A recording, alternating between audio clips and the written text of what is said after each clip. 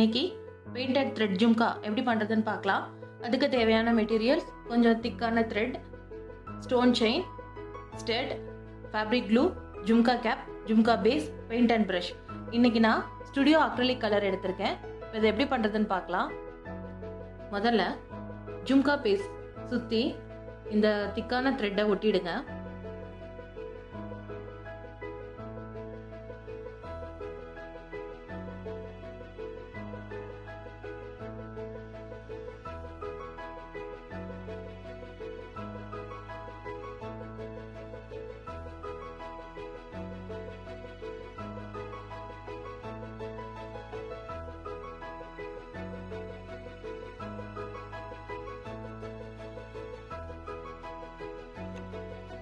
கரெக்டாக இந்த முடிகிற இடம் வரும்போது இந்த த்ரெட்டுக்கு மேலே க்ளூ வச்சு செகண்ட் லைன் ஸ்டார்ட் பண்ணிடலாம். இந்த மாதிரி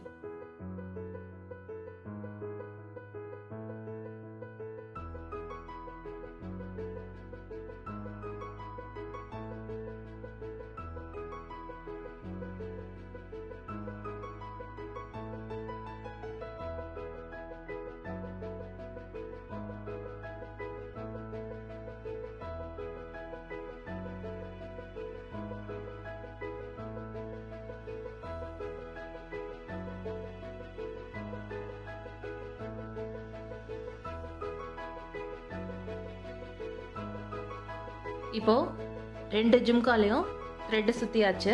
இப்போ இதில் கலர் பண்ணிடலாம். இப்போ ஜும்காவை பெயிண்ட் பண்ணுறதுக்கு இந்த மாதிரி ப்ரஷ் எடுத்து அதோட பேக் சைடில் இப்படி மாட்டிக்கோங்க. இந்த மாதிரி மாட்டி வச்சுட்டு நம்ம பெயிண்ட் பண்ணும்போது ஈஸியாக இருக்கும். முதல்ல பெயிண்ட் கொஞ்சமாக எடுத்துக்கோங்க. ப்ரஷ்ஷை தண்ணியில் கொஞ்சமாக தொட்டுட்டு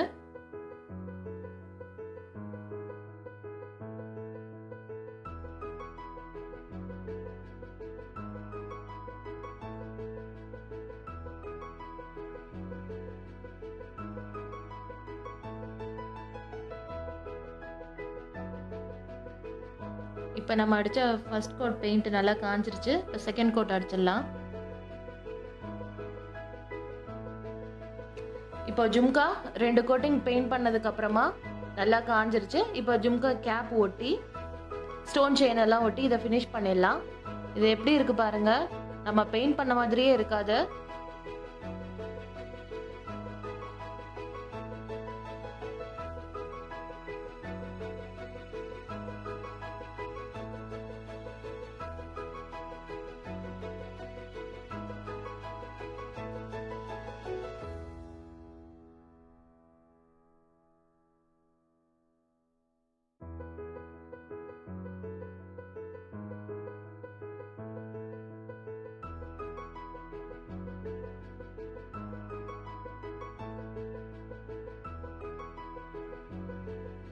இப்போ இந்த பெயிண்டட் த்ரெட் ஜும்கா முழுசாக ரெடியாக இருக்கு.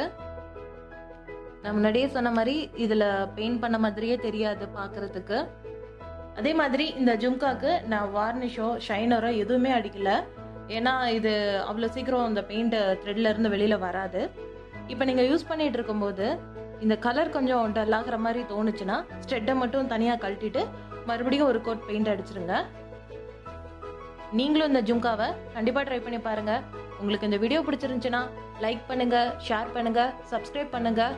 Happy weekend. தேங்க்யூ.